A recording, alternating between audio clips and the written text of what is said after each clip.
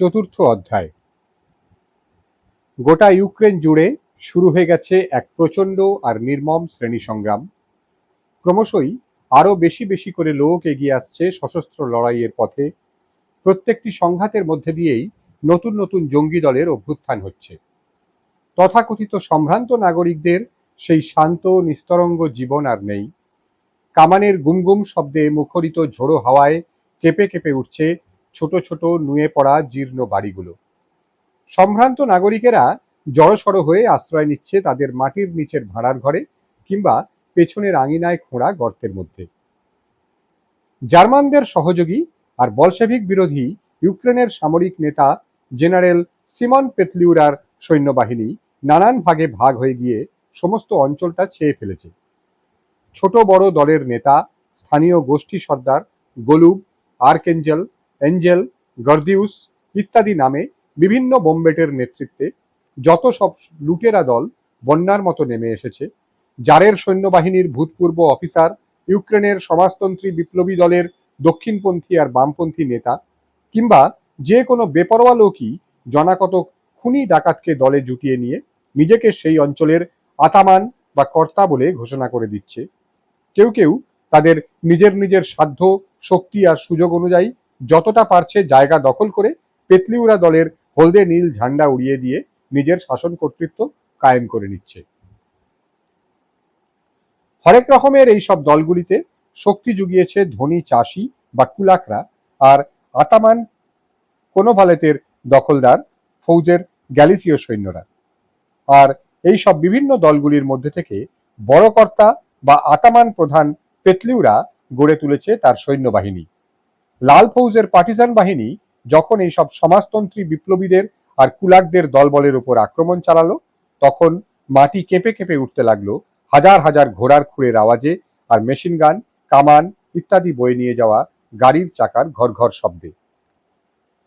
অস্থির আর উত্তাল 1919-এর সেই এপ্রিল মাসে আতঙ্কে বুদ্ধিভ্রষ্ট কোনো একজন সম্ভ্রান্ত নাগরিক হয়তো সকালবেলায় ঘরের জানলাটা খুলে ঘুমে ভারী চোখ নিয়ে মুখ বাড়িয়ে তার পাশের বাড়ির প্রতিবেশীকে উদ্বিগ্ন স্বরে জিজ্ঞেস করছে, আবতনম পেত্রোভিচ, বলতে পারো আজ শহরের কর্তা কে?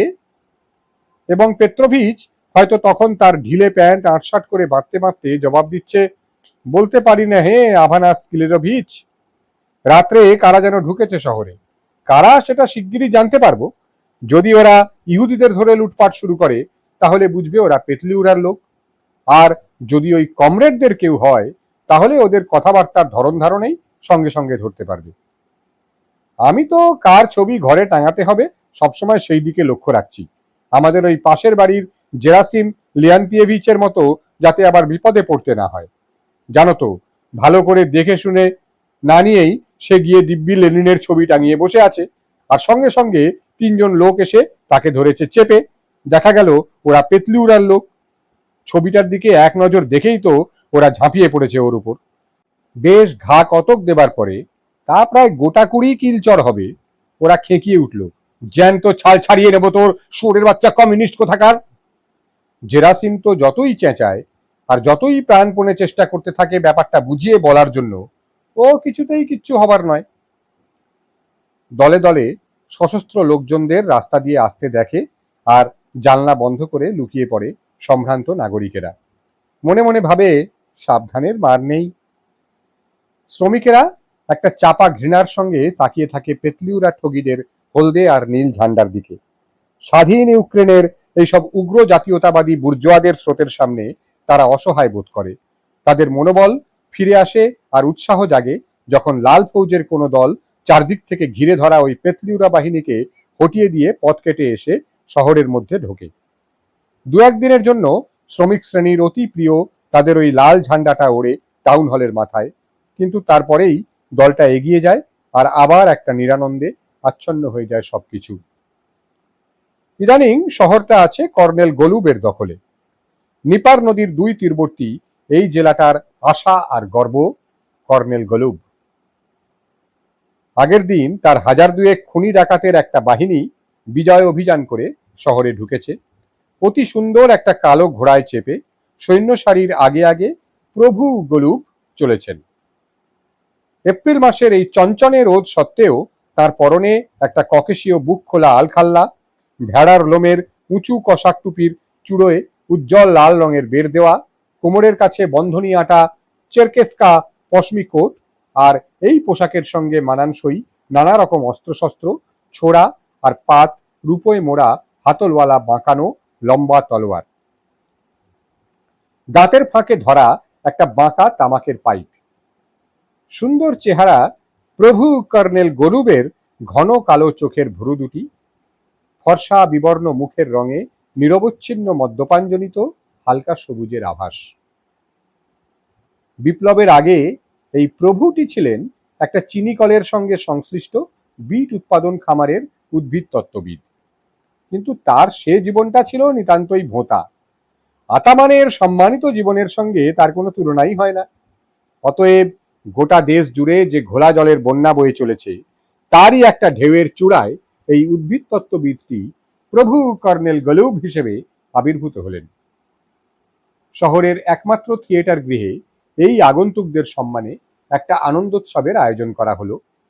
পেতলিউরা সমর্থক বিশিষ্ট নাগরিকদের শ্রেষ্ঠ প্রতিভুরা সবাই উপস্থিত। ইউক্রেনীয় শিক্ষকের দল, পাদ্রিমশাইয়ের দুই কন্যা সুন্দরী আনিয়া আর তার ছোট বোন দিনা, অপেক্ষাকৃত সাধারণ শ্রেণীর জনকতক মহিলা, কাউন্ট পোতকির পরিবারের কয়েকজন ভূতপূর্ব লোক, আর কিছু সংখ্যক সাধারণ মধ্যবিত্ত ব্যবসায়ী নাগরিক, ইউক্রেনীয় সমাজতান্ত্রিক বিপ্লবী দলের কিছু ওঁচা লোক, যারা নিজেদের স্বাধীন কসাক বলে থাকে। জমজমাট থিয়েটার গৃহ, পাদ্রিকন্যা, মধ্যবিত্ত মহিলা আর শিক্ষকদের আশেপাশে ঘুরে বেড়াচ্ছেন ঘোড়ায় চড়া বুটের খটখটে আওয়াজ তুলে কর্নেল গলুবের অফিসারেরা, যাদের বেশভূষা দেখে মনে হয় যেন তারা অভিজাত জাপোরোজিয়ে কসাকদের পুরনো ছবি থেকে নিজেদের পোশাক আশাক ভাব ভঙ্গির নকল করেছেন। উজ্জ্বল রঙের ফুলের নকশা তোলা ইউক্রেনের জাতীয় পোশাকে রংচঙে পুঁথির মালা আর ফিতে সেজেগুজে পাদ্রিকন্যা আর মধ্যবিত্ত গৃহিণীরা ঘুরে বেড়াচ্ছেন। সামরিক বাজনদারেরা বাজনা শুরু করে দিল। আজ সন্ধ্যায় যে নাজার স্তোদলিয়া নামের নাটকটি অভিনয় হবার কথা আছে, তার জন্য মঞ্চের উপর ঊর্ধ্বশ্বাস প্রস্তুতি চলছে, কিন্তু বিজলি সরবরাহ বন্ধ। ঘটনাটা যথাসময়ে কেন্দ্রীয় সামরিক আবাসে প্রভু গলুবের কর্ণগোচর করলেন তার সহকারী লেফটেন্যান্ট পালিয়ানসেভ। তিনি রাশিয়ান, কিন্তু ইউক্রেনিয়ার ধরন অনুযায়ী নিজের নাম আর পদবিটা বদলে দিয়ে তিনি ইদানিং নিজেকে খরুনজি বা সেনাপতি পালিয়ানিৎসিয়া বলে অভিহিত করে থাকেন। প্রভু গলুব আজকের সান্ধ্য উৎসবে উপস্থিত থেকে অনুষ্ঠানটিকে সার্থক করে তুলতে ইচ্ছুক ছিলেন। পালিয়ানিৎসিয়ার কথা শুনে তিনি প্রসঙ্গক্রমে কিন্তু রাজসিক ভঙ্গিতে বললেন, আলোর ব্যবস্থাটা করো, একজন ইলেকট্রিশিয়ান জোগাড় করে বিজলি কারখানাটা চালু করো, মাথা খুঁড়ে মরে গেলেও এটা করা চাই। যে আজ্ঞে প্রভু। সেনাপতি পালিয়ানিৎসিয়া মাথা না খুঁড়েই বিজলি মিস্ত্রিদের জোগাড় করলেন। 2 ঘন্টার মধ্যেই পাভেল, একজন ইলেকট্রিশিয়ান আর একজন মিস্ত্রিকে সশস্ত্র প্রহরায় নিয়ে আসা হলো বিজলি কারখানায়। 7টার মধ্যে যদি আলো না জ্বলে তাহলে তোমাদের 3 জনকেই ঝুলিয়ে দেব, সংক্ষেপে কথাটা বললেন পালিয়ানিৎসিয়া, ওদের মাথার উপরে একটা লোহার কড়িকাঠের দিকে দেখিয়ে। অবস্থাটার এই সুস্পষ্ট ব্যাখ্যা পাওয়ার ফলে ঠিক সময়ই আলো জ্বলে উঠল। পুরো দমে যখন সান্ধ্য উৎসব চলছে, তখন প্রভু কর্নেল এলেন তার সঙ্গিনীকে নিয়ে। গলুব যে সুঁড়ির বাড়িতে তার ডেরা নিয়েছেন, তারই মোটাসোটা সোনালি চুল মেয়েটি তার সঙ্গিনী। তার বাপের পয়সা আছে, তাই সে এই অঞ্চলের সবচেয়ে বড় শহরের স্কুলে লেখাপড়া শিখেছে। সামনের সারিতে এই 2 জন মাননীয় প্রধান অতিথি পূর্ব নির্দিষ্ট আসন গ্রহণ করলেন। তারপরেই প্রভু গলুব ইশারা করলেন এবং সঙ্গে সঙ্গেই এমন আকস্মিকভাবে পর্দাটা উঠে গেল যে মঞ্চ থেকে তাড়াতাড়ি সরে যাবার সময় পরিচালকের পেছন দিকটা এক নজর দেখতে পেল দর্শকেরা। নাটকের অভিনয় চলতে থাকার ফাঁকে ফাঁকে অফিসারেরা আর তাদের সঙ্গিনীরা এসে সময় কাটিয়ে গেল যেখানে পানাহারের ব্যবস্থা রয়েছে সেই কোণটায়। সর্বকর্মপটু পালিয়ানিৎসিয়া আয়োজন করে রেখেছিলেন হুকুমের জোরে সরবরাহ করা নানা রকম সুখাদ্য আর ঘরে তৈরি নির্জলা মদে ভরাট হয়ে উঠলেন সবাই। নাটকের অভিনয়ের শেষে সকলের অবস্থাই বেশ একটু টইটম্বুর গোছের। যবনিকা পতনের পর মঞ্চের উপর লাফিয়ে উঠল পালিয়ানিৎসিয়া। বাহু দুটো নাটকীয় ভঙ্গিতে বিক্ষিপ্ত করে সে ঘোষণা করল, ভদ্রমহিলা ও ভদ্র মহোদয়গণ, এবার নাচের আসর শুরু হবে। হাততালি দিল সবাই। তারপরে সকলে বাইরের আঙিনায় বেরিয়ে এলো, যাতে পাহারাদার সৈন্যরা চেয়ারগুলো বের করে নিয়ে নাচের জন্য থিয়েটার ঘরের মেঝেটা খালি করে দিতে পারে। আধ ঘন্টার মধ্যেই থিয়েটার ঘরে একটা উদ্দাম হইহল্লা শুরু হয়ে গেল। মদের প্রভাবে রাঙামুখ স্থানীয় মহিলাদের নিয়ে সমস্ত সংযম জলাঞ্জলি দিয়ে পেতলিউরা অফিসারেরা উদ্দাম হোপাক নৃত্য শুরু করে দিল। ভারী বুটের প্রচন্ড শব্দে কেঁপে কেঁপে উঠল জীর্ণ শীর্ণ থিয়েটার বাড়ির দেওয়ালগুলো। ইতিমধ্যে সশস্ত্র একটা অশ্বারোহী বাহিনী শহরের দিকে আসছিল গম পেশা কারখানার ওদিক থেকে। শহরের প্রান্তে যে শান্তিদের বসানো আছে পাহারাদারি করবার জন্য, তারা সন্ত্রস্ত হয়ে ছুটে এলো তাদের মেশিন গানগুলোর দিকে। গুলি ছোড়ার জন্য প্রস্তুত বন্দুকগুলোর ঘোড়া নামানোর খটাখট একটা আওয়াজ শোনা গেল। রাত্রির অন্ধকারে একটা তীক্ষ্ণ আহ্বান ভেসে এলো, থামো, কে যায়? দুটো কালো মূর্তি স্পষ্ট হয়ে এলো অন্ধকারের মধ্যে থেকে। একজন এগিয়ে এসে কর্কশ আর ভারী গলায় চেঁচিয়ে উঠল, আতামান পাভলিউক আর তার সৈন্যদল, তোমরা কারা? গলুবের লোক?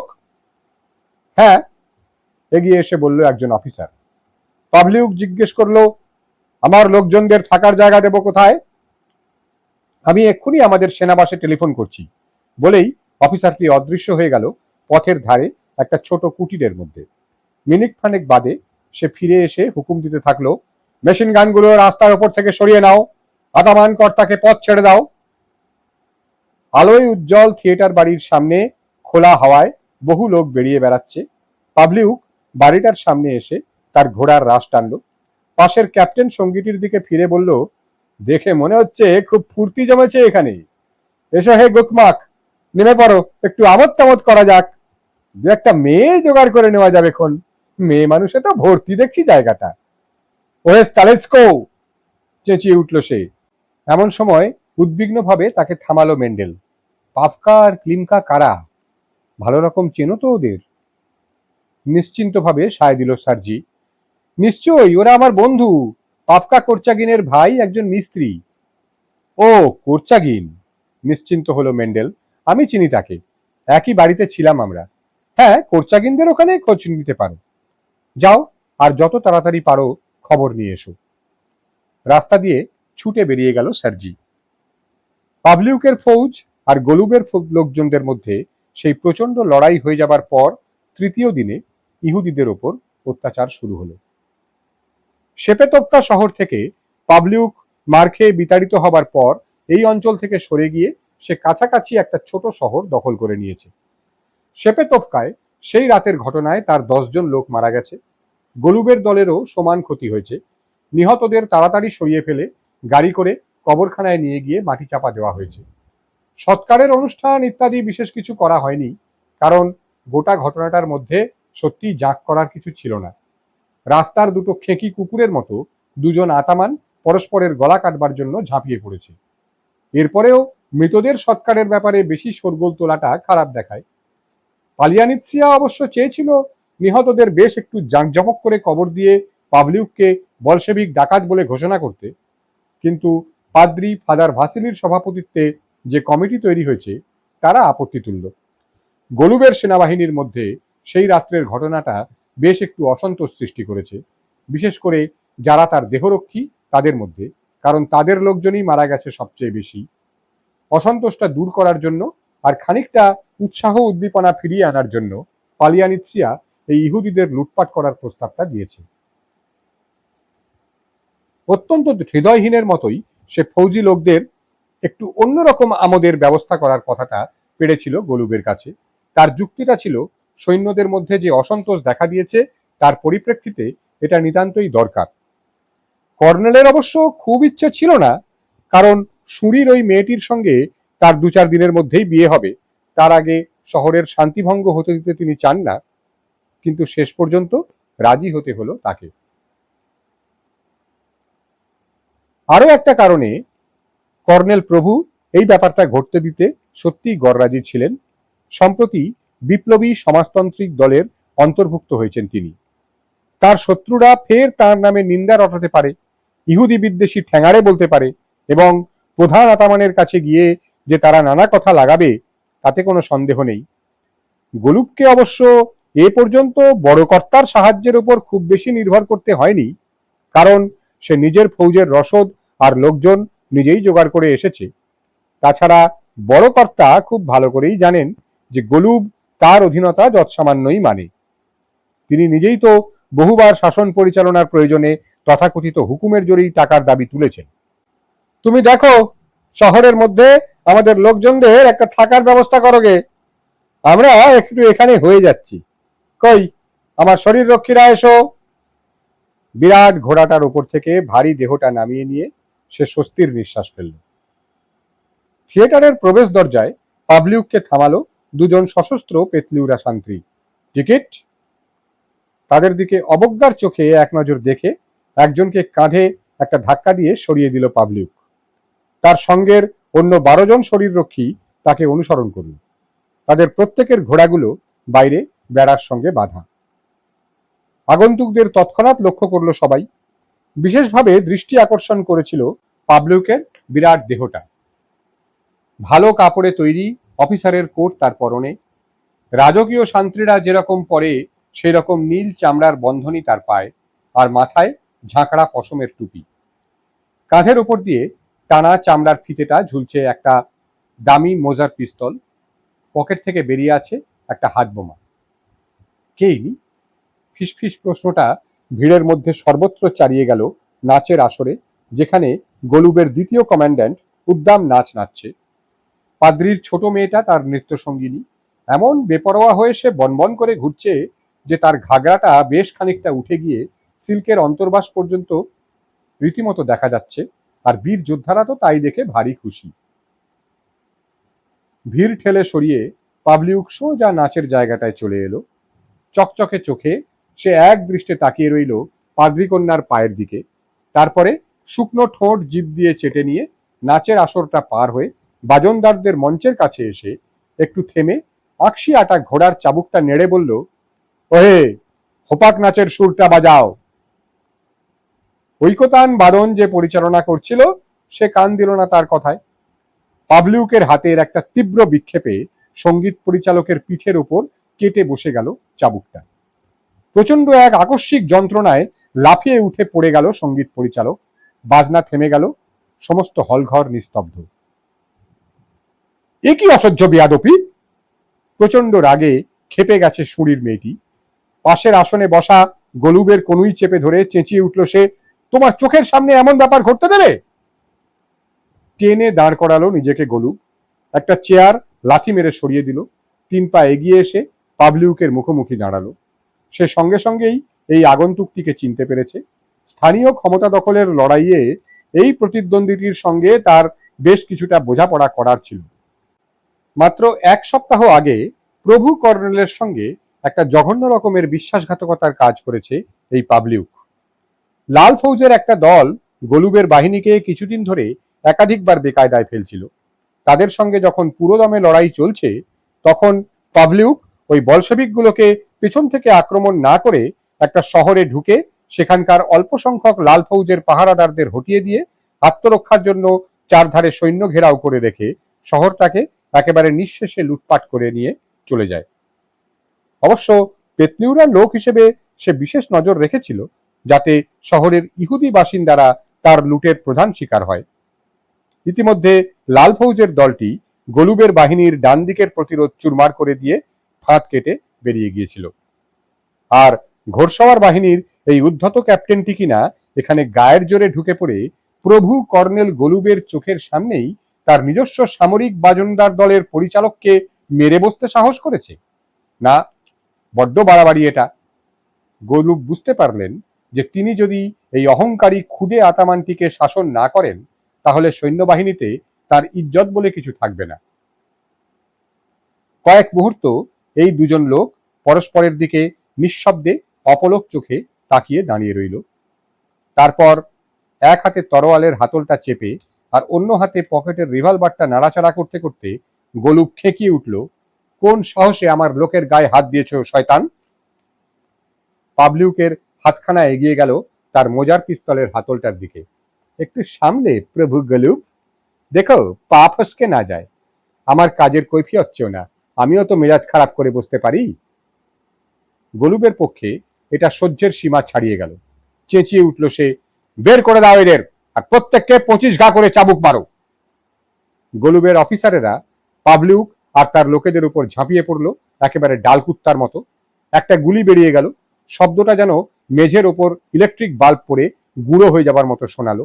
একদল লড়াকু কুকুরের মতো লোকগুলো মারামারি করতে করতে জাপটা জাপটি গড়াগড়ি দিতে থাকলো হলঘরের মধ্যে। প্রচন্ড এই দাঙ্গা হাঙ্গামার মধ্যে সেনাবাহিনীর লোকজন সাঁই সাঁই তলোয়ার চালালো পরস্পরের উদ্দেশ্যে, একে অন্যের চুল টেনে ধরলো, নখ বসিয়ে দিল গলায়, আর মেয়েরা সব খোঁচা খাওয়া শুয়োরের মতো আর্তস্বরে চেঁচাতে চেঁচাতে লড়নেওয়ালাদের কাছ থেকে পালিয়ে গিয়ে ছড়িয়ে ছিটিয়ে পড়তে লাগলো চারিদিকে। কয়েক মিনিটের মধ্যে পাবলিউক আর তার লোকজনকে হলের বাইরে টেনে হিঁচড়ে এনে বের করে দেওয়া হলো রাস্তায়। বেদম মার খেয়েছে তারা, অস্ত্রশস্ত্র ছিনিয়ে নেওয়া হয়েছে। মারামারির মধ্যে পাবলিউক নিজে হারিয়েছে তার পশমি টুপি, মুখটা ছড়ে গেছে, তার হাতিয়ারগুলো বেহাত হয়ে গেছে। প্রচন্ড রাগে সে আত্মহারা। জিনের উপর লাফিয়ে উঠে সে আর তার দল ঘোড়া হাঁকিয়ে বেরিয়ে গেল রাস্তা বেয়ে। মাটি হয়ে গেছে সন্ধেটা। এই ঘটনার পরে আর কারুরই আমোদ প্রমোদে মত্ত হবার বাসনা নেই। মেয়েরা আর নাচে যোগ দিতে চাইল না, তারা পিড়াপিড়ি করতে লাগলো বাড়ি ফিরে যাবার জন্য। কিন্তু গোলুপ তা শুনবে না। সে হুকুম দিল, শান্তি বসিয়ে দাও চারধারে, কেউ যেন চলে যেতে না পারে। পালিয়ানিৎসিয়া ছুটে গেল হুকুম তামিল করার জন্য। তুমুল প্রতিবাদ উঠল, কিন্তু কড়া গলায় বলল গোলুপ, ভদ্রমহিলা ও ভদ্র মহোদয়রা, সারা রাত নাচ চলবে, আমি স্বয়ং প্রথমে ওয়ালস নাচটা নাচব। ঐকতান বাদন আবার শুরু হলো, কিন্তু দেখা গেল সে রাত্রের মতো আর ফুর্তিটা জমবার নয়। পাদ্রীকন্যাকে নিয়ে নাচার সময় কর্নেলের এক পাক ঘোড়া হতে না হতেই শান্ত্রীরা চেঁচামেচি করতে করতে হল ঘরে ঢুকলো, পাবলিউক থিয়েটারটা ঘিরে ফেলেছে। ঠিক সেই সময় রাস্তার দিকের জানলাটার কাঁচ ভেঙে গেল, আর তার ফাঁক দিয়ে ঘরের মধ্যে ঢুকে পড়লো একটা মেশিন গানের ভোঁতানাক নল। নির্বোধ একটা জীবন্ত প্রাণীর মতো নলটা এদিক থেকে ওদিক ঘুরে গেল ভেতরের এই লোকজনদের তাক করার উদ্দেশ্যে, আর মানুষগুলো হলের মাঝখান থেকে পাগলের মতো এদিকে সেদিকে ছুটে পালিয়ে যেতে লাগলো, যেন সাক্ষাৎ শয়তানকে সামনে দেখছে তারা। পালিয়ানেৎসিয়া মাথার উপরে ঝুলন্ত 1000 পাওয়ারের ইলেকট্রিক বাল্বটার দিকে গুলি ছুড়ল। বোমার মতো ফেটে গেল সেটা, কাঁচের গুঁড়ো ছড়িয়ে ছিটিয়ে পড়লো হলের সকলের গায়ে। অন্ধকার হল ঘরে কে একজন চেঁচিয়ে উঠল, বাইরে বেরিয়ে পড়ো সবাই। প্রচন্ড গালাগালির একটা রোল উঠল। মেয়েদের উন্মত্ত আর্তনাদ, হকচকিয়ে যাওয়া অফিসারদের নিয়ন্ত্রণ করার চেষ্টায় গোলুবের ছোটাছুটি আর হুকুম হুঙ্কার, বাইরের আঙিনায় গুলি ছোঁড়াছুড়ি আর চিৎকার, এই সবকিছু মিলেমিশে গিয়ে একটা অবর্ণনীয় নরককুণ্ডের সৃষ্টি হলো। আর্ত অবস্থার মধ্যে কেউ লক্ষ্য করেনি পেছনের দরজার ফাঁকে একটা নির্জন পাশের রাস্তায় এসে পালিয়ানিৎসিয়া প্রাণপণে দৌড়ে চলেছে তাদের কেন্দ্রীয় সেনাবাসের দিকে। আধ ঘন্টার মধ্যে একটা রীতিমতো যুদ্ধ কাঁপিয়ে তুলল শহরটাকে। রাইফেলের নিরবচ্ছিন্ন গুলি ছোড়ার শব্দের ফাঁকে ফাঁকে মেশিন গানের খটখট আওয়াজ ভেঙে চুরে দিল রাত্রির নিস্তব্ধতা। নিতান্তই বিমূঢ় অবস্থায় শহরবাসীরা তাদের গরম বিছানা ছেড়ে লাফিয়ে উঠে জানলার খড়খড়ির পাঁকে কান পেতে রইল। শেষ পর্যন্ত গুলি চালাচালি বন্ধ হলো। শুধু শহরের প্রান্তে কোনো এক জায়গায় একটা মাত্র মেশিন গান মাঝে মাঝে হঠাৎ গুলি চালাবার আওয়াজ করে উঠতে লাগলো খেঁকি কুকুরের ঘ্যাঙানির মতো। দিগন্তে ভোরের আলোর আভাস ফুটতে থাকার সঙ্গে সঙ্গে লড়াই থেমে এলো। শহরে ইহুদিদের ধরে ঠ্যাঙানোর একটা প্রস্তুতি চলেছে, এরকম একটা কানাঘুষো শোনা যাচ্ছে। শেষ পর্যন্ত খবরটা পৌঁছে গেল ইহুদি পাড়ায়। নদীর ধার ঘেঁষে, যেখানে কাদায় নোংরা খাঁড়ির গায়ে গায়ে কোনো মতে জড়াজড়ি করে খাড়া হয়ে আছে তাদের ছোট ছোট নিচু চালা আর ভাঙা জানালাওয়ালা কুড়ে ঘরগুলো। বাড়ির নামে এইসব খোদলগুলোর মধ্যে কল্পনাতীত অবস্থার মধ্যে বাস করে গরিব ইহুদিরা। সার্জি ব্রুজাক আজ বছর খানেক থেকে যে ছাপাখানাটায় কাজ করছে, সেখানকার কম্পোজিটাররা আর অন্যান্য কর্মীরা সবাই ইহুদি। সার্জি আর তাদের মধ্যে একটা নিবিড় বন্ধুত্বের সম্পর্ক গড়ে উঠেছে। ওদের মালিক ব্লুমস্টিনের নিখুঁত পোশাক আশাক, ভালো খায় দায়, তার বিরুদ্ধে এরা সবাই একটা ঘনিষ্ঠ পরিবারের লোকজনের মতোই ঐক্যবদ্ধ। মালিক আর কর্মীদের মধ্যে সংগ্রামটা নিরবচ্ছিন্ন। ব্লুমস্টিনের প্রাণপণ চেষ্টা যাতে সে তার কর্মীদের সবচেয়ে বেশি কাজ করিয়ে নিয়ে সবচেয়ে কম মাইনে দিতে পারে। বেশ কয়েকবার কর্মীরা হরতাল করেছে, ছাপাখানার কাজ এক নাগাড়ে ২-৩ সপ্তাহ পর্যন্ত বন্ধ থেকেছে। কর্মীরা সব শুদ্ধ ১৪ জন। সবচেয়ে অল্প বয়সী সার্জি, তাকে দৈনিক ১২ ঘন্টা একটা হাতে চালানো ছাপা যন্ত্রের চাকা ঘোরাতে হয়। সার্জি আজ সকাল থেকেই ছাপাখানার কর্মীদের মধ্যে একটা আসন্ন দুর্যোগের সন্ত্রস্ততা লক্ষ্য করছে। গত কয়েক মাস ধরে দিনকাল বড় খারাপ গিয়েছে। মাঝে মাঝে প্রধান আতামানের হুকুমনামা ছাপা ছাড়া আর কোনো কাজ করার বিশেষ কিছু ছিল না। মেন্ডেল নামে ক্ষয়কাশের রোগী একজন কম্পোজিটর সার্জিকে এক কোণে ডাকলো, বিষণ্ণ চোখে ছেলেটার দিকে তাকিয়ে জিজ্ঞেস করলো, আমাদের ধরে ঠ্যাঙানোর একটা ব্যবস্থা হচ্ছে জানো? অবাক হয়ে তাকালো সার্জি, কই না, আমি তো কিছুই জানি না। মেন্ডেল তার গিঁটে পড়া হলদে হাতখানা রাখলো সার্জির কাঁধে। বাবা যেমন ছেলেকে কোনো গোপনীয় কথা বলে, সেইভাবে সে বলল, হ্যাঁ হচ্ছে। আমরা খাঁটি খবর পেয়েছি, ইহুদিদের সব ধরে ধরে মার লাগাবে। এখন আমি যেটা জিজ্ঞেস করছিলাম, তুমি তোমার সহকর্মীদের এই বিপদে সাহায্য করবে কি না? নিশ্চয়ই, পারলে করবো বই কি। কি করতে হবে বলো মেন্ডেল? কম্পোজিটররা সবাই এতক্ষণে তাদের কথাবার্তা শুনছে। তুমি ভালো ছেলে সার্জি, তোমাকে বিশ্বাস করি আমরা। তোমার বাবাও তো আমাদের মতোই মজুর। আচ্ছা, তাহলে তুমি একবার ছুটে বাড়ি গিয়ে তাকে জিজ্ঞেস করে এসো আমাদের জনকতক বুড়ো বুড়িকে তার বাড়িতে লুকিয়ে রাখতে রাজি আছে কিনা। তারপর আমরা ঠিক করব কে কে যাবে ওখানে। তোমার আত্মীয় স্বজনের মধ্যে আর কেউ এরকম করতে রাজি কিনা সেটাও জিজ্ঞেস করে এসো। রাশিয়ানরা এইসব ডাকাতদের হাত থেকে আপাতত নিরাপদ। ছুটে যাও সার্জি, সময় খুব কম। আমার উপর নির্ভর করতে পারো মেন্ডেল। আমি পাফকা আর ক্লিমকার সঙ্গেও এক্ষুনি দেখা করছি। ওদের পরিবারেও নিশ্চয়ই কয়েকজনকে রাখতে পারবে। শোনো, ১ মিনিট। সার্জি বেরিয়ে পড়তে যাবে। আর ইহুদি বিদ্বেষী ঠ্যাঙারে হিসেবে খ্যাতির দিক থেকে গোলুবের ভূতপূর্ব কীর্তিকলাপ বড় কম নয়। সুতরাং ওরকম আরেকটা ঘটনায় আর তার এমন কি বা এসে যাবে। ভোর সকালে ইহুদিদের পাড়ায় লুটপাট আরম্ভ হলো। দিন শুরু হবার আগে ধূসর কুয়াশায় তখনও শহরটা আচ্ছন্ন। ভিজে ন্যাকড়ার ফালির মতো আঁকাবাঁকা নির্জন রাস্তার এদিকে সেদিকে এলোমেলোভাবে ছড়ানো ইহুদি বাড়িগুলোয় প্রাণের সাড়া জাগেনি। ৮-৬০ পর্দা টানা খড়খড়ি তোলা জানলাগুলো যেন অন্ধ চোখ মেলে তাকিয়ে আছে। বাইরে থেকে দেখে মনে হয় বুঝি গোটা পাড়াটা শেষ রাত্রির গভীর ঘুমে আচ্ছন্ন। কিন্তু বাড়ির ভেতরে কারুর চোখে ঘুম নেই। গোটা এক একটা পরিবার জামা কাপড় পরে তৈরি হয়ে এক একটা ঘরে জড়সড় হয়ে প্রতীক্ষা করে আছে আসন্ন সর্বনাশের। শুধু ঘটনাটা বোঝার পক্ষে যাদের বয়স নিতান্ত কম, সেই শিশুরা শান্ত হয়ে ঘুমোচ্ছে তাদের মায়েদের কোলে। গোলুবের প্রধান দেহরক্ষী সালোমিগা, রোদে পোড়া গায়ের রং তার, জিপসিদের মতো কালশিটে পড়া, গালের এদিক থেকে ওদিক পর্যন্ত একটা তলোয়ারের ক্ষতচিহ্নের নীলচে দাগ। গোলুবের সেনাপতিকে ঘুম থেকে তোলবার জন্য সেদিন সকালে তাকে যথেষ্ট বেগ পেতে হলো। বড় কষ্টে চোখ মেলে তাকালো পালিয়ানিৎসিয়া। সারা রাত্রি দুঃস্বপ্ন দেখেছে সে, কিছুতেই আর নিজেকে সেই চেতনার থেকে মুক্ত করে আনতে পারছে না। সেই ভেংচি, কাটা কুঁজো পিঠ, বিভৎস চেহারার শয়তানটা তখনও যেন তার গলাটা চেপে ধরে আছে, মাথাটা যেন ছিঁড়ে যাচ্ছে। শেষ পর্যন্ত সে মাথা তুলে তাকালো সালোমিগার দিকে। তার কাঁধে ঝাঁকুনি দিয়ে সালোমিগা বলল, উঠে পড়ো হে, অত নেতিয়ে গেলে কেন? কাজে রওনা হতে হবে, সময় হয়ে গেছে অনেকক্ষণ। বড্ড বেশি মাল টেনেছিলে কান নাকি? এতক্ষণে পুরোপুরি জেগে উঠেছে পালিওনিৎসিয়া। অম্বল হয়ে তার বুক জ্বলে যাচ্ছে। এক গলা তেঁতো জল ঢেকুর উঠে এসেছে। মুখ বেঁকিয়ে সেটাকে থুতুর মতো বের করে দিয়ে সালোমিগার দিকে অর্থহীন চোখে তাকিয়ে জিজ্ঞেস করলো, কি কাজ? ইহুদি হতভাগাদের মাথা মুড়াবার কাজ, আবার কি কাজ? ভুলে গেছো নাকি? এতক্ষণে সবটা মনে পড়ল পালিয়ানিৎসিয়ার। সত্যি একেবারেই ভুলে বসেছিল সে।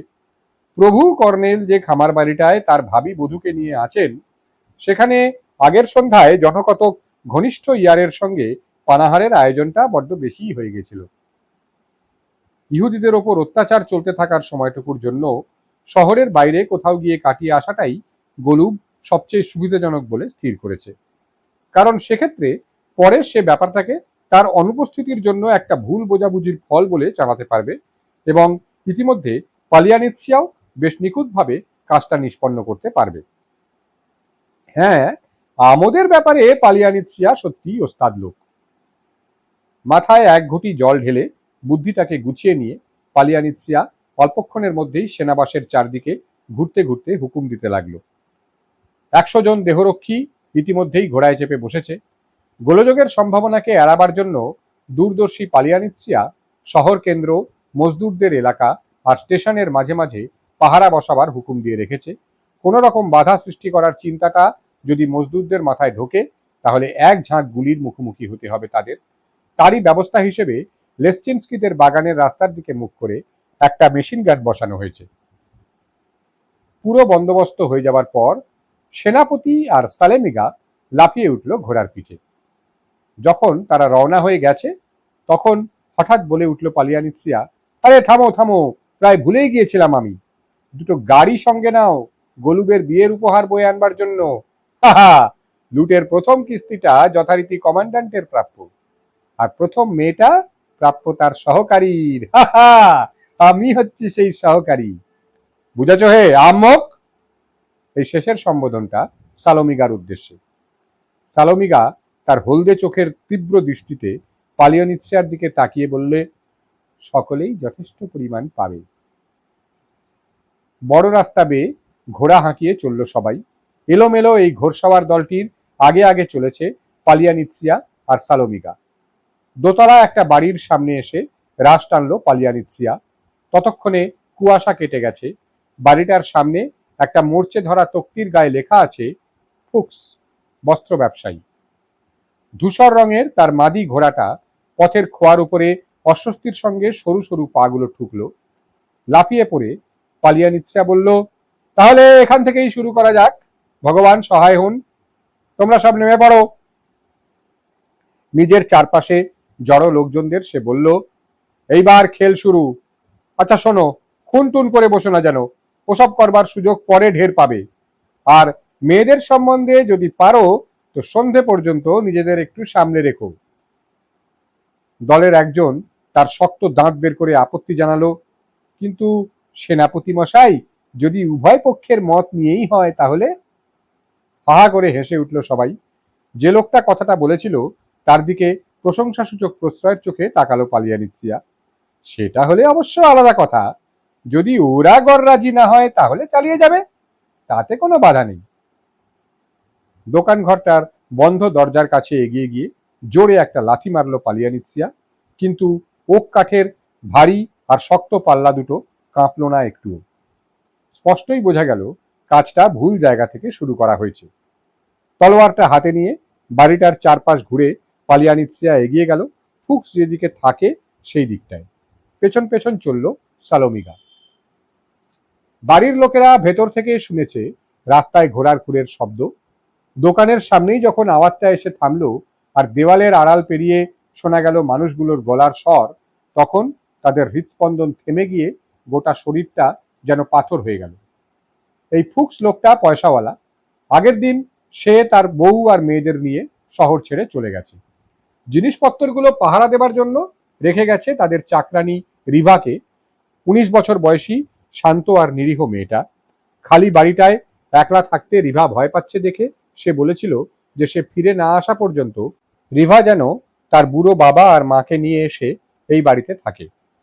রিভা খুব নরমভাবে এ কথার প্রতিবাদ করাতে ধূর্ত ব্যবসাদারটি তাকে ভরসা দিয়েছিল যে খুব সম্ভবত ইহুদি ঠেঙানোর ব্যাপারটা আদৌ হয়তো হবেই না, কারণ ইহুদিদের মতো গরিব ভিখিরিদের কাছ থেকে কি আর পাবার আশা ওরা করে। তারপর সে রিভাকে প্রতিশ্রুতি দিয়েছিল যে সে ফিরে এসে তাকে পোশাক বানাবার জন্য ভালো খানিকটা কাপড়ের ছিট কিনে দেবে। তিনজনে তারা ভেতরে দাঁড়িয়ে দাঁড়িয়ে কাঁপতে লাগলো আতঙ্কে। নিরাশার মধ্যেও তারা আশা করছে, যদি লোকগুলো ঘোড়া হাঁকিয়ে এগিয়ে যায়, হয়তো তাদের ভুল হয়েছে, হয়তো তারা ভুল করে ভেবেছে যে তাদের বাড়ির সামনেই ওদের ঘোড়া থেমেছে। কিন্তু দোকান ঘরের দরজায় একটা ভোঁতা আওয়াজের প্রতিধ্বনি শুনে ওদের সমস্ত আশা চুরমার হয়ে গেল। দরজার সামনে দাঁড়িয়েছিল বৃদ্ধ পাইশাক। তার সমস্ত চুল সাদা, নীল চোখ দুটো তার ভয় পাওয়া শিশুর চোখের মতো বিস্ফারিত। উৎকট ধর্মোন্মত্তের সমস্ত বিশ্বাসের জোর নিয়ে সে সর্বশক্তিমান জিহবার উদ্দেশ্যে ফিসফিসিয়ে প্রার্থনা করছে, যাতে ভগবান এই বাড়িটাকে সর্বনাশের হাত থেকে রক্ষা করেন। পাশে দাঁড়িয়ে বৃদ্ধা স্ত্রী তার প্রার্থনার অস্পষ্ট উচ্চারণের মধ্যে প্রথমটায় শুনতেই পায়নি মানুষগুলোর পায়ের শব্দ। সবচেয়ে দূরের ঘরটায় পালিয়ে গিয়ে রিভা লুকিয়ে আছে ওক কাঠের বিরাট আলমারিটার পেছনে।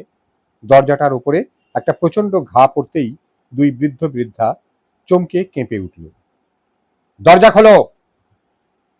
আগের চেয়ে প্রচন্ডতর আরেকটা ধাক্কা আর ক্রুদ্ধ গালাগালি। কিন্তু আতঙ্কে আড়ষ্ট এই দুটি প্রাণী দরজা খোলার জন্য হাত তুলতে পারল না। আগলটা ভেঙে না পড়া পর্যন্ত বাইরের দরজার গায়ে বন্দুকের কুঁদোর ধাক্কা এসে পড়তে লাগলো অনবরত, আর শেষ পর্যন্ত খুলে গেল দরজাটা। সশস্ত্র লোকে ভর্তি হয়ে গেল বাড়িটা, সর্বত্র ছড়িয়ে গেল তারা। ভেতরে গিয়ে দোকান ঘরে ঢোকার দরজাটা ভেঙে গেল বন্দুকের কুঁদোর এক ধাক্কায়। সামনের দিকের দরজাটা আগল এদিক থেকেই খুলে ফেলা হলো। লুটপাট শুরু হলো। কাপড়ের গাঁট, জুতো আর অন্যান্য জিনিসে গাড়িগুলো বোঝাই করার পর সেগুলোকে গলুবের বাড়ি পৌঁছে দিতে গেল সালোমিকা। ফিরে এসে সে একটা আর্তচিৎকার শুনল বাড়ির ভেতরে। পালিয়ানিৎসিয়া আর তার লোকজনের ওপর দোকানটা লুট করার ভার ছেড়ে দিয়ে মালিকের ঘরে ফিরে আসার সময় সেখানে বুড়ো বুড়ি আর তাদের মেয়েকে দাঁড়িয়ে থাকতে দেখে। বন বিড়ালের মতো তার সবুজ চোখে ওদের দিকে এক নজর তাকিয়েই সে বুড়ো বুড়ির দিকে হুঙ্কার ছেড়েছিল, বেরো এখান থেকে। বাপ মায়ের একজনও নড়েনি। পালিয়ানিৎসিয়া এক পা এগিয়ে এসে একটু একটু করে তার তরোয়ালটা খুলে নিয়েছিল খাপ থেকে। মাগো! একটা হৃদয় বিদারী চিৎকার করে উঠেছিল মেয়েটা। এই চিৎকারটাই শুনতে পেয়েছিল সালোমিগা। চিৎকার শুনে পালিয়ানিৎসিয়ার যেসব লোক ছুটে এসেছিল ঘরে, তাদের দিকে ফিরে বুড়ো বুড়িকে দেখিয়ে খেঁকিয়ে উঠল সে, বের করে দাও এদের। হুকুম তামিল হতেই ততক্ষণে সেখানে সালোমিগা এসে গেছে। সালোমিকাকে সে বলল, তুমি এই দরজাটায় পাহারায় থাকো, আমি এই ছুনিটার সঙ্গে একটু কথা টথা বলে দিই ততক্ষণে। আর একবার চিৎকার করে উঠল মেয়েটা। ছুটে এলো বুড়ো পাইশাক ঘরে ঢোকার দরজাটার দিকে, কিন্তু সঙ্গে সঙ্গে বুকের উপর একটা প্রচন্ড ঘুষি খেয়ে সে উল্টে গড়িয়ে গেল দেওয়ালের গায়ে। যন্ত্রণায় দম বন্ধ হয়ে এলো তার। বুড়ি মা তৈবা, আজীবন যে অতি শান্ত আর নিরীহ, সে এখন ঝাঁপিয়ে পড়ল সন্তানকে রক্ষা করার সময় বাঘিনীর মতো হিংস্রতা নিয়ে। যেতে দাও আমায়, ছেড়ে দাও আমার মেয়েকে। দরজাটার দিকে এগোবার চেষ্টা করতে লাগলো তৈবা। প্রাণপণ চেষ্টা করেও সালোমিগা তার কোটের ওপর তৈবার জীর্ণ আঙুলের শক্ত মুঠি ছাড়িয়ে নিতে পারল না। ইতিমধ্যে আঘাত আর যন্ত্রণা থেকে খানিকটা সামলে নিয়ে উঠে দাঁড়িয়েছে পাইশাক তৈবাকে সাহায্য করার জন্য। যেতে দাও আমাদের, ছেড়ে দাও আমাদের মেয়েকে। দুই বুড়ো বুড়ি মিলে কোনো রকমের ঠেলে সরিয়ে দিল সালোমিগাকে। ফলে ভয়ানক রেগে গিয়ে সে কোমর বন্ধনী থেকে এক টানে রিভলভারটা বের করে নিয়ে বৃদ্ধের সাদা চুল মাথাটার উপরে জোরে এক ঘা বসালো লোহার কুঁদোটা দিয়ে। মেঝের উপর নেতিয়ে পড়ল পাইশাক। ঘরের ভেতরে সমানে আর্তচিৎকার করে চলেছে রিভা। তৈবাকে যখন টেনে হিঁচড়ে রাস্তায় বের করে দিল ওরা, তখন সে উন্মাদ হয়ে গেছে। তার নিদারুণ চিৎকারে আর সাহায্যের আবেদনে মুখরিত হয়ে উঠল রাস্তাটা। বাড়ির ভেতরটা তখন নিস্তব্ধ। ঘর থেকে বেরিয়ে এলো পালিয়ানিৎসিয়া। দরজার হাতলের উপর ইতিমধ্যেই সালোমিগার হাতটা এগিয়ে এসেছে, ঢুকতে যাবে সে। এমন সময় তার দিকে না তাকিয়েই পালিয়ানিৎসিয়া তার পথ আটকালো। ভেতরে ঢুকে আর লাভ নেই। বালিশ চাপা দিয়ে ওর চিৎকার বন্ধ করতে গিয়ে দম আটকে মারা গেছে। পাইশাকের দেহটা ডিঙিয়ে চলে যাবার সময় তার পা পড়ল জমাট একটাল রক্তের উপর। বাইরে বেরিয়ে আসতে আসতে সে বিড়বিড়িয়ে বলল, আরম্ভটা খুব সুবিধের হলো না হে। বাড়িটার সিঁড়ির ওপর আর মেঝের বুকে রক্তাক্ত পদচিহ্ন এঁকে দিয়ে আর সবাই তার পেছনে নিঃশব্দে বেরিয়ে গেল। শহরে পুরো দমে চলেছে লুটতরাজ। লুটের বকরা নিয়ে মাঝে মাঝে লুটেরাদের মধ্যে ঝগড়া বাঁধতে লাগলো, আর মাঝে মাঝে প্রচন্ড মারামারি হয়ে গেল তাদের মধ্যে। তরোয়াল ঝলসে উঠতে লাগলো এখানে ওখানে, আর সর্বত্র চলল অবাধ ঘুষোঘুষি। মদের দোকানটা থেকে 25 গ্যালন পিপেগুলো গড়িয়ে নামিয়ে আনা হলো পাশের গলিতে। তারপর ইহুদিদের বাড়িতে বাড়িতে হানা দিতে শুরু করলো ঠ্যাঙারের দল। কোনো রকম বাধা পেল না তারা। ঘরে ঘরে ঢুকে অল্প কিছুক্ষণের মধ্যে সবকিছু তছনছ করে দিয়ে লুটের মাল বোঝাই করে নিয়ে ফিরে গেল। পেছনে ফেলে গেল কাপড়ের স্তূপ, ছেঁড়া খোঁড়া বিছানা আর বালিশে ছড়িয়ে পড়া তুলো। প্রথম দিনে নিহতের সংখ্যা ছিল মাত্র 2 জন, রিভা আর তার বাবা। কিন্তু অনিবার্য মৃত্যুর তাণ্ডব শুরু হলো রাত্রি আসন্ন হয়ে আসার সঙ্গে সঙ্গে। সন্ধ্যের দিকে পৈশাচিক চণ্ডালদের এই দলটা মাতাল হয়ে চিৎকার করে ফিরতে লাগলো, রাত্রির অপেক্ষায় আছে এই হত্যা উন্মত্ত পেতলিউরা বাহিনী। অন্ধকার তাদের মুক্তি দিল শেষ সংযমের বাঁধন থেকে। রাত্রির আঁধারে মানুষকে হত্যা করা সহজ, এমনকি শেয়ালেও অপেক্ষা করে থাকে অন্ধকারের অশুভ সন্ধিক্ষণের জন্য। ভয়ঙ্কর এই 3টি দিন আর 2টি রাত্রির কথা খুব কম লোকেই ভুলতে পারবে। সেই রক্তাক্ত কয়েক ঘন্টার মধ্যে কতগুলো জীবনকে যে এরা গুঁড়িয়ে দিয়ে গেল, কতগুলো প্রাণকে যে এরা গলা টিপে মারল, কি নিদারুণ আতঙ্কে কতগুলো তরুণের মাথার সমস্ত চুল পেকে সাদা হয়ে গেল রাতারাতি, আর কি মর্মান্তিক কান্নার স্রোত বয়ে গেল, তার কোনো হিসেব নেই। বুক ভরা শূন্যতা নিয়ে লজ্জা আর অপমানের যন্ত্রণা সয়ে যারা প্রিয়জনের মৃত্যুর অবর্ণনীয় দুঃখের মধ্যে বেঁচে রইল, তারা নিহতদের চেয়ে ভাগ্যবান কিনা সেটা বলা কঠিন। আর এই সমস্ত কিছুর প্রতি একটা নির্বিকার উদাসীনতা নিয়ে সরু সরু গলিঘুঁজির মধ্যে পড়ে রইল তরুণী মেয়েদের কাঁটা ছেঁড়া যন্ত্রণাবিদ্ধ বেঁকে যাওয়া দেহগুলি, অসহ্য যন্ত্রণার ভঙ্গিতে তাদের বাহু পেছনের দিকে উৎক্ষিপ্ত। শুধু নদীর ধারে যেখানে কামার নাউমের বাড়ি, সেইখানে একটা প্রচন্ড প্রতিরোধের ধাক্কা খেল সেই সব ডালকুত্তারা যারা তার সুন্দরী স্ত্রী সারার দিকে এগিয়েছিল। 24 বছরের পূর্ণ যৌবন এই কামারটির, বলিষ্ঠ জোয়ান দেহ আর ইস্পাতের মতো পেশি, বিরাট হাতুড়িটা ঠুকে ঠুকে সে তার জীবিকা নির্বাহ করে। সে তার সঙ্গিনীকে ছেড়ে দিল না ওদের হাতে। ছোট্ট তার কুটিরে সংক্ষিপ্ত কিন্তু প্রচন্ড একটা সংঘাতের মধ্যে 2 জন পেতলিউরা ডাকাতের মাথার খুলি চুরমার হয়ে গেল পচা কুমড়োর খোলের মতো। আর আশা নেই বুঝতে পেরে নাউম মরিয়া মানুষের চরম হিংস্রতা নিয়ে তাদের 2 জনের জীবনের জন্য প্রচন্ড লড়াই চালালো। অনেকক্ষণ পর্যন্ত রাইফেলের গুলি ছোড়ার কর্কশ খটাখট আওয়াজ শুনতে পাওয়া গেল নদীর ধারে, যেখানে বিপদ বুঝে ছুটে পালিয়েছে বোমবেটের দল। যখন আর মাত্র 1 রাউন্ড গুলি বাকি রইল, তখন নাউম তার স্ত্রীকে গুলি করে মেরে নিজে বেয়নেট হাতে নিয়ে মৃত্যুর মুখোমুখি বেরিয়ে এলো। এক ঝাঁক গুলি এসে বিঁধল তার সর্বাঙ্গে, আর বাড়ির সামনের দরজায় তার জোয়ান দেহটা হুমড়ি খেয়ে পড়ে গড়িয়ে গেল। কাছাকাছি গ্রামগুলো থেকে অবস্থাপন্ন চাষিরা তাদের হৃষ্টপুষ্ট ঘোড়ায় টানা গাড়িগুলো হাঁকিয়ে শহরে এলো। খুশি মতো জিনিসপত্রে বোঝাই করে নিল গাড়িগুলো। তারপরে গলুবের বাহিনীতে তাদের যেসব ছেলেরা কিংবা আত্মীয় স্বজন আছে তাদের সঙ্গে তাড়াতাড়ি বাড়ি ফিরে গেল, যাতে আরো 2-1 বার শহরে এসে জিনিসপত্র নিয়ে যেতে পারে। সার্জি ব্রুঝাক আর তার বাবা ছাপাখানার সহকর্মীদের অর্ধেক লোকজনকে লুকিয়ে রেখেছিল তাদের বাড়ির ছাদ, সিঁড়ির ঘরে আর মাটির নিচে ভাড়ার ঘরে। বাড়ি যাবার পথে বাগানটা পার হবার সময় সে দেখতে পেল রাস্তা বেয়ে একটা লোক ভীষণভাবে 2 হাত দোলাতে দোলাতে ছুটে আসছে। তার পরনে একটা লম্বা তালিমারা কোট। লোকটা একজন বুড়ো ইহুদি, খালি মাথা, প্রাণপণে হাঁপাচ্ছে। মৃত্যুর আতঙ্কে আড়ষ্ট এই মানুষটার পেছনে পেছনে একটা ধূসর রঙের ঘোড়া হাঁকিয়ে আসছে একজন পেতলিউরার লোক। এদের 2 জনের মধ্যে দূরত্বটা দ্রুত কমে আসছে। ঘোড়সওয়ারটা তার জিনের ওপর থেকে নুয়ে পড়ল বৃদ্ধ ইহুদিকে কেটে ফেলবার জন্য। পেছনে ঘোড়ার খুরের শব্দ শুনে বুড়ো মানুষটা 2 হাত বাড়িয়ে দিল, যেন সে আঘাতটাকে রুখতে চায়। ঠিক সেই মুহূর্তে সার্জি রাস্তায় লাফিয়ে পড়ে ছুটে এসে দাঁড়ালো ঘোড়ার সামনে বৃদ্ধকে রক্ষা করার জন্য। ছেড়ে দাও ওকে, ডাকাত কুত্তা কোথাকার! নেমে আসা তলোয়ারের গতিটাকে থামাবার কোনো চেষ্টা না করে ঘোড়সওয়ারটি তার ফলাটা সরাসরি নামিয়ে আনলো সুন্দর চুলওয়ালা কচি মাথাটার উপর।